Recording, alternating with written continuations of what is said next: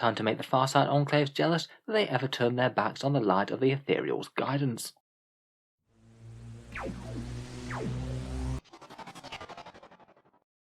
Hello and welcome back to Auspex Tactics, where today we're talking Tau, and the crazy value that an Ethereal can bring to the army. I do believe they're kind of at the point that unless you're playing Farsight Enclaves and can't take them, then they're pretty much an auto-include unit now. They were still pretty useful in the previous codex, but now they're so good it would be kind of silly to leave one at home. They farm command points and give your troops nearby a 5+ feel no pain type save. They're quite a fun aspect of the Tau lore as well, a shadowy and mysterious leadership caste that seems to have the entire Tau race under their sway, outwardly paragons of goodness for the Empire, but quietly performing some rather questionable actions in their ceaseless drive for expansion. In the video, let's talk over their datasheets, talk about their great invocations and how they might be used, a few other buffs and synergies that you can use with the Ethereals, and some thoughts on in-game use. So first up, the standard Ethereal datasheet is an HQ choice for 60 points or 3 power. As mentioned, you can't take them with the Farsight Enclaves, they get extra commanders instead. Statline wise, they've got a movement of 6 inches, weapon skill 3+, ballistic skill 4+, strength 3, toughness 3, 4 wounds, 3 attacks, leadership 10 and a 5+ save.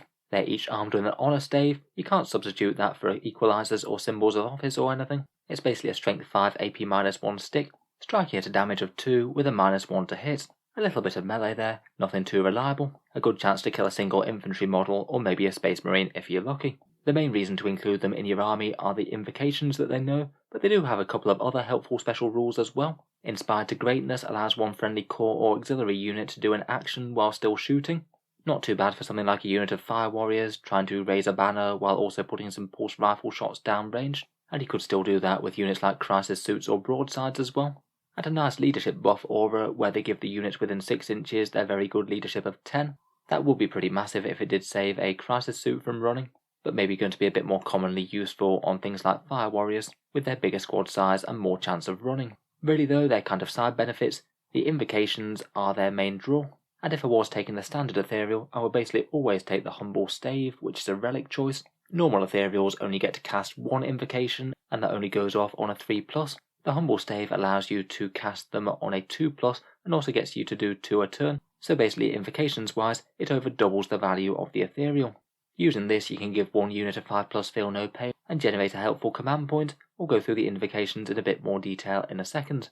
Finally, the standard Ethereal has a couple of decent options for upgrades. You can take up to 2 drones, either gun drones, marker drones or shield drones.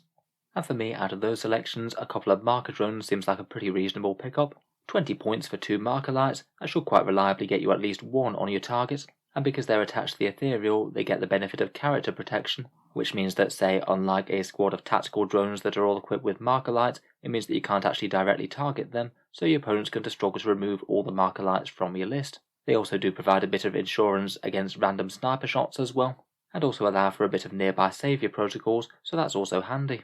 Could be another source of defending whichever unit is by, say if you eat a really massive damage shot on a unit of broadsides, say.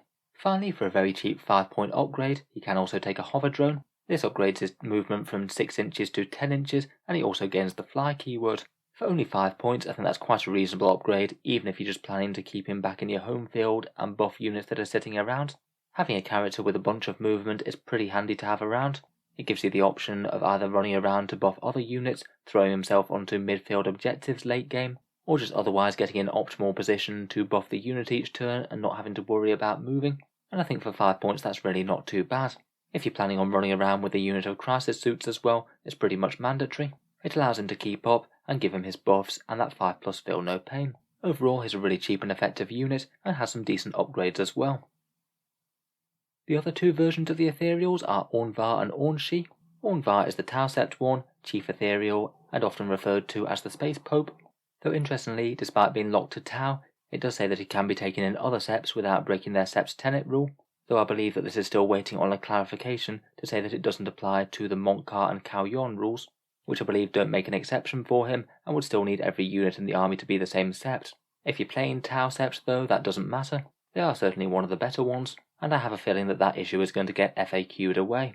Without a hover drone being available, aun'va isn't going to be quite as mobile, but I still think he's a very good competitor for the standard one. He's only 20 points more, and for that you get 2 honour guards with a fair amount more melee. They hit on 3s with their honour stave at no -1 to hit, so it's actually semi-fighty in melee for a cheap character. They'll of course be able to tank a few more wounds for him, and he's extra hard to shift compared with a standard Ethereal. The paradox of duality gives him a 5+ invul save and -1 to wound when you attack him. He's still not exactly going to be a tanking unit, but you're going to struggle to snipe him without some dedicated firepower. His aura of increased leadership goes out to 9 inches, which I believe will be moved all the way up to 12 inches with Tau Sept.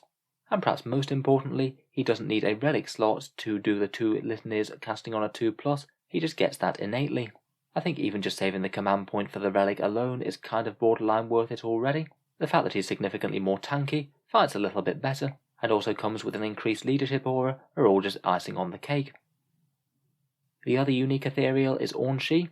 He's the Blade Master Ethereal coming from the Viola Sept, and again he has the same rules as aun'va for the detachment purposes. As Tau Go, he's a really good combatant. He gets 5 attacks hitting at strength 5, AP -2, damage 2, or hitting on 2s, and he gets exploding 6s to hit thrown in. Hopefully if you do need to do a bit of a countercharge, there's a good chance that he's going to kill 1 or 2 Space Marines each time he fights. He's also a tiny bit tankier than the standard Ethereal as well, going up to 5 wounds and getting a shield generator for 4+ invul. Again, like aun'va, he does get the 2 invocations casting on a 2+, and his special rule is that Viola units within 6 inches get to overwatch on a 5+, maybe giving Tau back a little bit of the snazzy things that they used to have. Because of that rule, I think is really quite strong if you are actually playing Viola itself. Otherwise, I'm not really sure how well he competes with aun'va or the standard Ethereal. The melee is kind of good, but he's not really significantly better than aun'va, and he isn't anywhere near as tough. I think he comes second place to the other two, but still seems like a really fun and powerful model to use. Just by the way of being an Ethereal, he is a really strong model anyway. Moving on then, let's actually go through those invocations in depth. The first 4 of them usually affect 1 core Tau unit within 6 inches. The last 2 are a bit different. Storm of Fire allows a unit to shoot while doing actions. I think this one's a bit rubbish really, seeing as the Ethereals get this as a standard bonus, so this would only allow you to double up on that bonus that they normally get.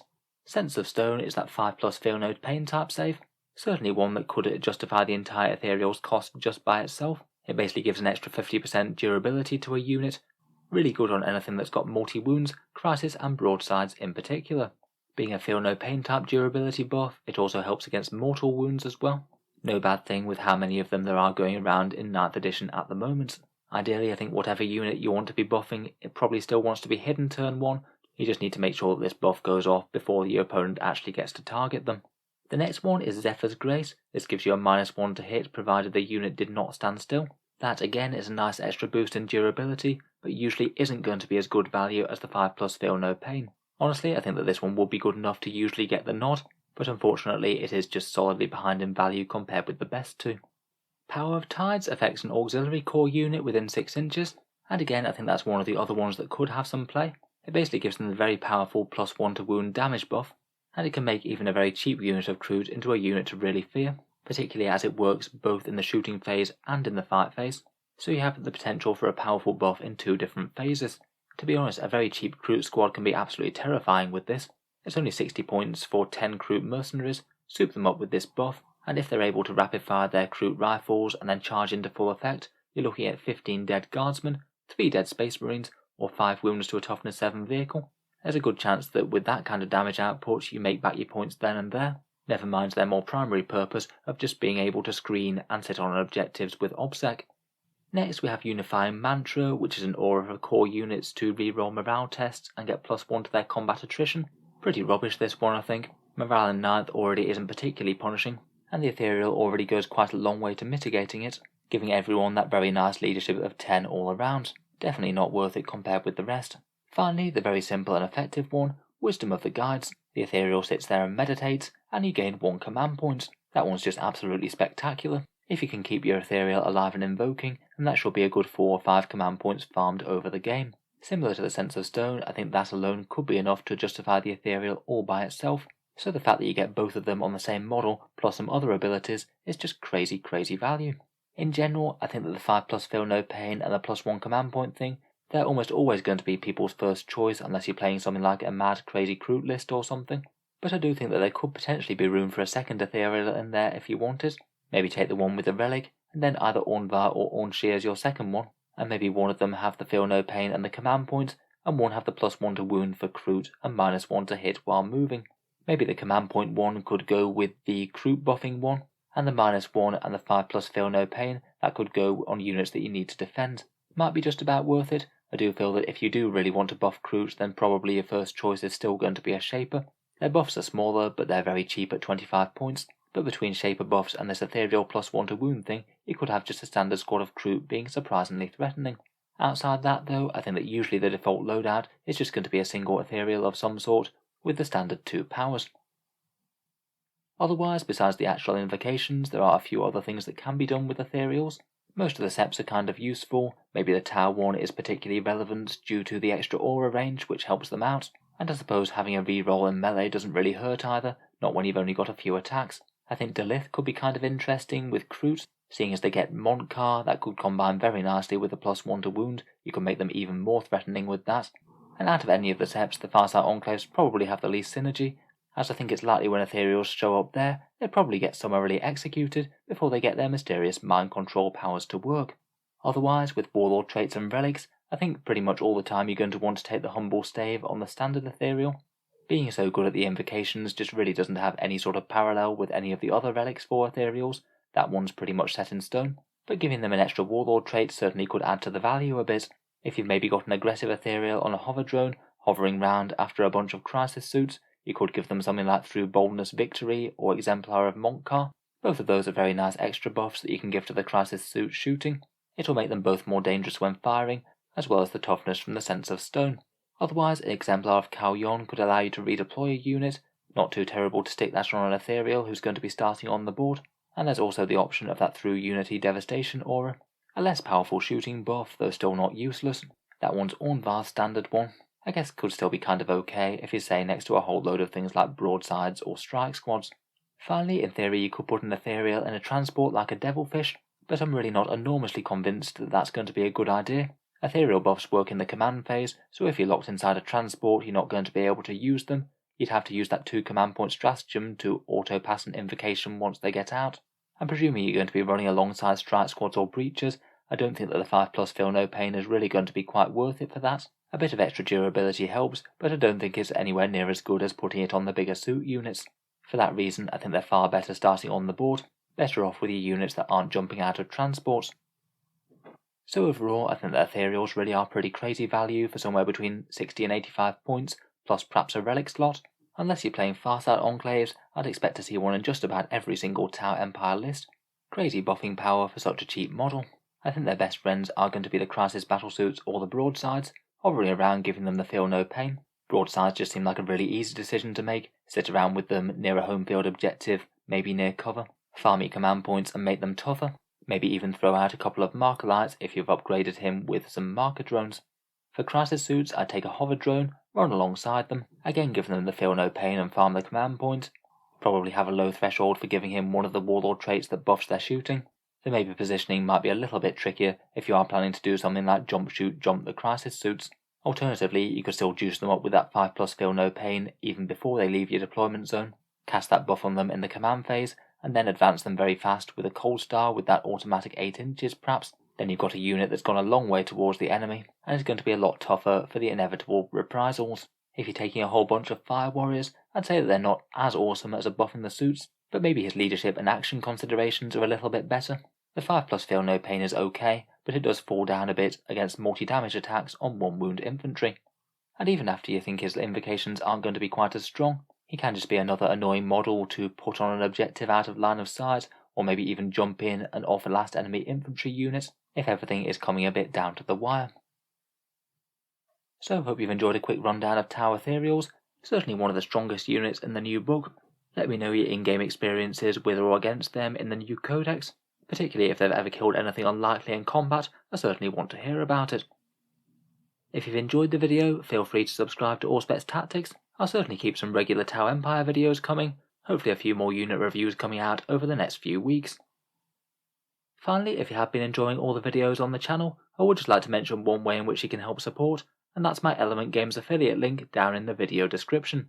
If you live in the UK, Element sells Warhammer models. They give 10 to 20% off the price from Games Workshop, and if you order after clicking the link in the video description, a very small amount goes to help support Auspex Tactics without costing you any more whatsoever. Could just be something to consider if you are thinking about picking up some Tau or any other 40k in the near future. It has the potential to help out the channel without costing you anything else other than what you were spending anyway. Otherwise, for people over in the USA, I do also have an Amazon link down there as well. That one works very similarly. Click the link, buy literally anything off Amazon, 40k related or not, and a small amount goes to help support Auspex Tactics without costing you any more. Again, can be a way to help out if you were thinking about buying something anyway. In any case, a massive thank you for listening, and a big thank you to you who have been using those. It really does help out. I'll hope to see you guys in another video.